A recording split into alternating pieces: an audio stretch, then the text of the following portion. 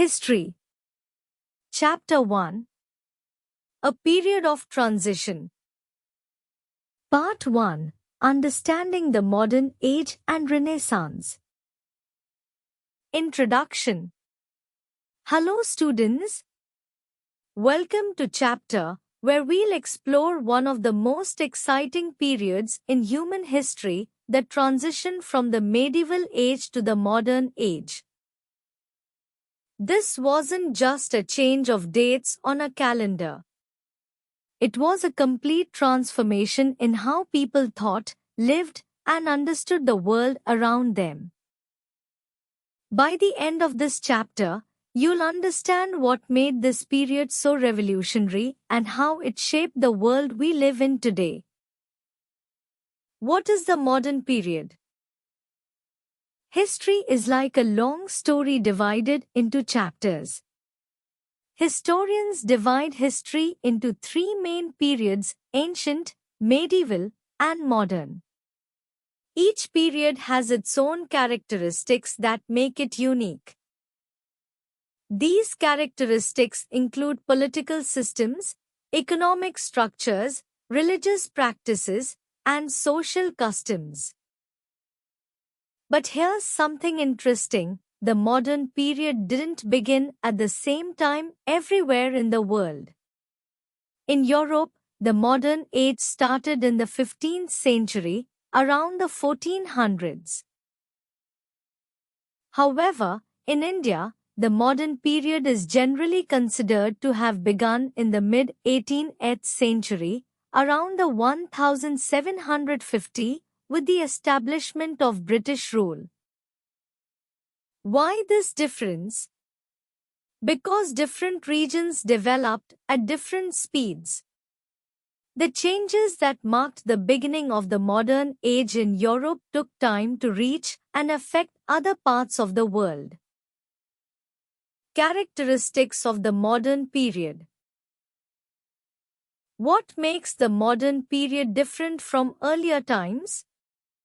Several important features distinguish this era.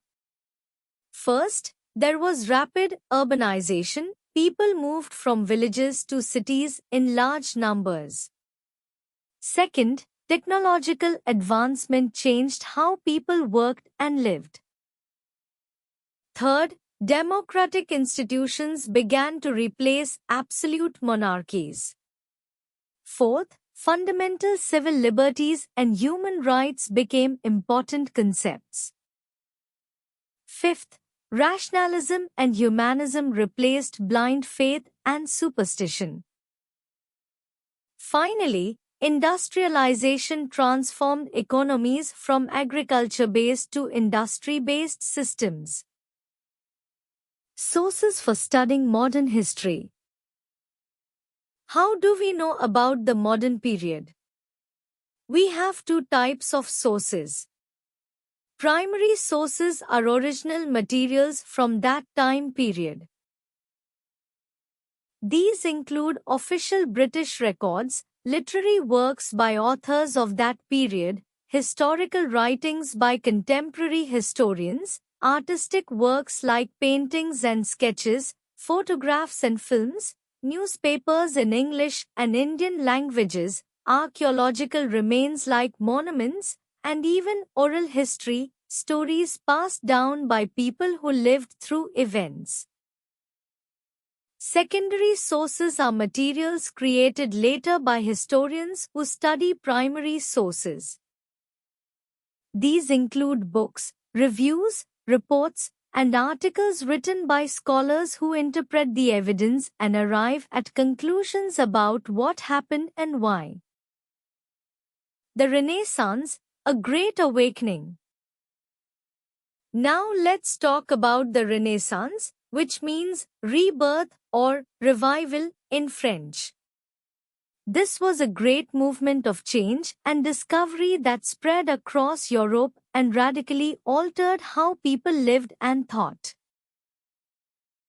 It represented a new spirit in every field of life: art, science, literature, and philosophy. But what caused the Renaissance? A key event was the capture of Constantinople by the Ottoman Turks in 1453.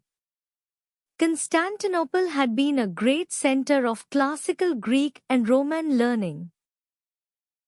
When it fell, many Greek scholars fled to Italy, carrying with them rare manuscripts of ancient Greek and Roman texts.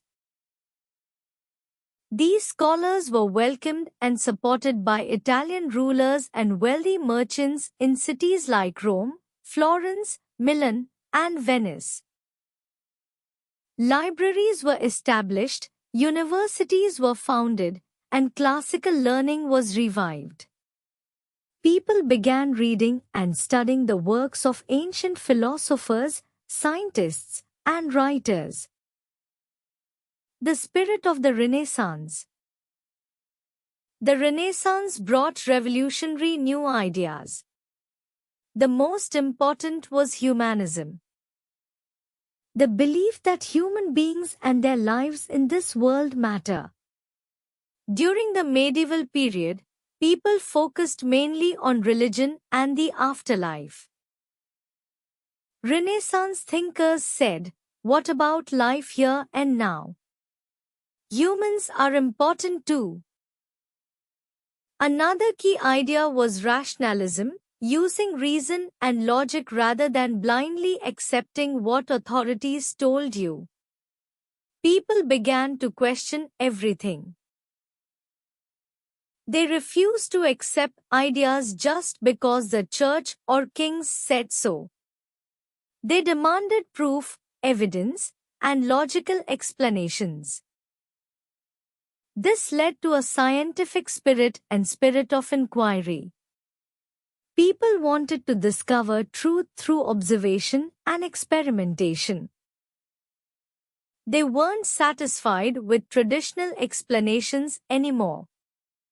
This scientific temper led to amazing developments in art, architecture, sculpture, painting, literature, science, and technology. The invention of the printing press by Johannes Gutenberg around 1450 was crucial.